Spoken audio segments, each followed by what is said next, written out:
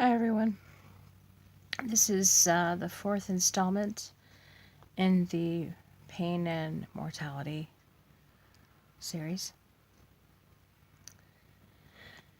And I wanted to accomplish two things in this particular installment. One is, in light of everything that's going on in the world, I want to extend an invitation to all of you to love. It is the ultimate act of subversion, and it is the most powerful one. To love,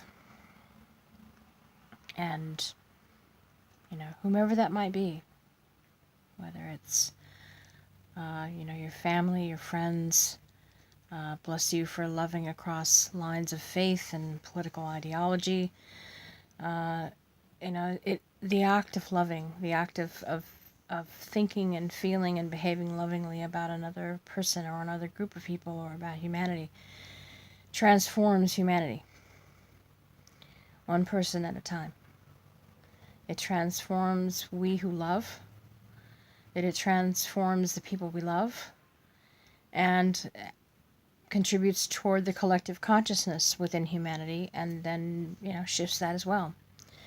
So if you want to be an active subversive, the best thing you can do many days is simply to love. To love. The power of love. There are days it feels like it's not enough. I know. Boy, do I know. It is. It doesn't necessarily give us the instant gratification for a different world right now. And yet it does change our reality right here in the now.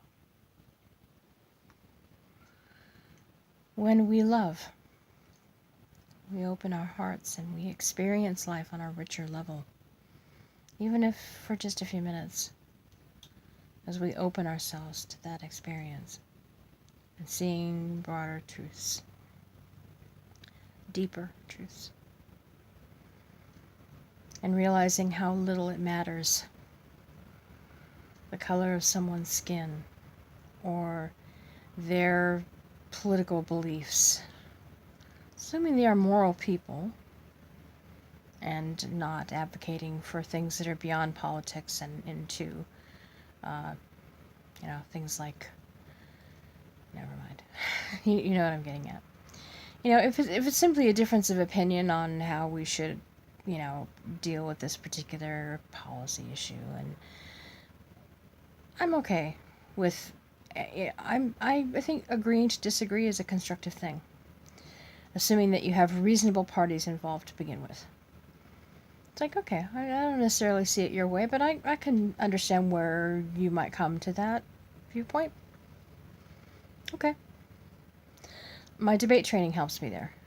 When I was competing in debate, for tournaments, you didn't know until half an hour before the match whether you were going to be arguing for or against. And so you had to be equally prepared to do both. And I think having that ability to look at someone else and realize, okay, I may not see things from that perspective, but for someone who does have that perspective, how did they get there? And what are the logical extensions of those, those sets of beliefs, and what makes sense from that perspective? Like, okay, it doesn't, from my worldview, things look this way, and here's why. And being open to the possibility of considering that for someone who has very different experiences and a very different upbringing and etc., things can look very different.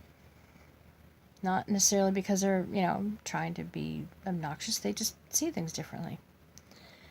And as long as we're operating within the parameters of, human decency, we should be able to agree to disagree.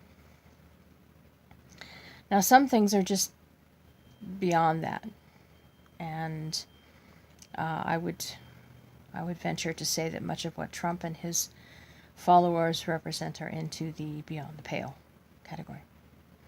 You cannot discuss policy with them. You can't agree to disagree even, because they are in favor of things that should not even see the light of day for discussion, much less be implemented. So, you know what I'm talking about. It saddens me deeply. But I take great hope in the fact that most people, meaning more than half, most people are good people. Most people are capable of compassion. Most people don't want to hurt other people. Now, there are days I have a hard time reminding myself, like, oh yeah, more than half of people are good people. When all you see in the news are, the people that are hurting others, or the people that are advocating hurting others, or if it bleeds, it leads. So remember that. And in America in particular, our press coverage is skewed toward whatever will scare you the most. The goal is to, by and large, from those people that profit from keeping people glued to their screens, and from, there's some social engineering going on there. There's some psychological operations that go on in terms of what marketing does, how it affects our behavior. One of these days I'm going to have to do a list, either in video form or what have you, that some very good books to read, both fiction and nonfiction, that address, and movies too, that address the structure of what we perceive to be normalcy or reality in America, and just how much of that is truly a carefully fabricated facade. We are, I can remember in my lifetime, you were referred to, people in this country were referred to as citizenry or population. Now we are consumers. And really, more to the point, we are now data points. We're data points. Our whole lives are a collection of data points. And, remember the saying that, if you find an app and it does all these great things, yada, yada, yada, and it's free, it's not the product. You are. In many cases, we are the product. We are the fuel that runs the engine of clickbait, so-called journalism, and the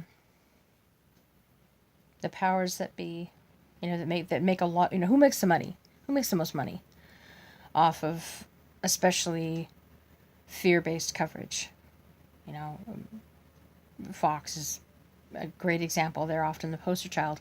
But pay attention to Sinclair. Sinclair Broadcasting is the much scarier, kind of stealthy version, because individual stations and individual markets are still branded as ABC, NBC, Fox, whatever affiliates, but are quietly owned by Sinclair, and they have some terrifying propaganda that they're required to air as, quote, news. And there's a contractual requirement of how many times per week. I want to say 8 or 9 times a week. So every day and twice on Saturday and Sunday kind of thing. It's, completely about, the whole Reich wing agenda. So, as a consumer of news, and as a citizen, and as a, someone in society who cares about what's going on, be willing to ask important questions about what's the goal behind this coverage? Who wrote this story? Why was it written from this particular perspective? Why is emphasis being given to this fact over that fact? etc. Is there another perspective that's not being mentioned?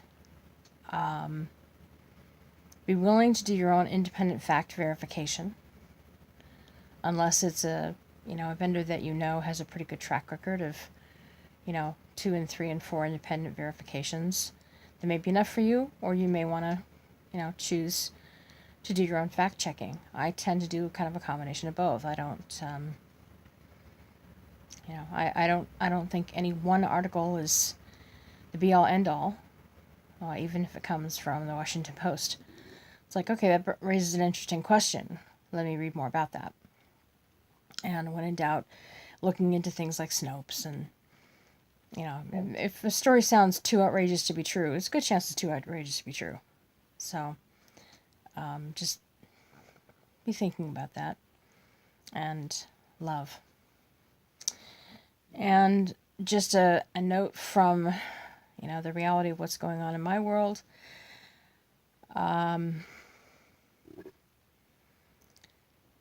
It's been a rough night. The pain is... It's pain.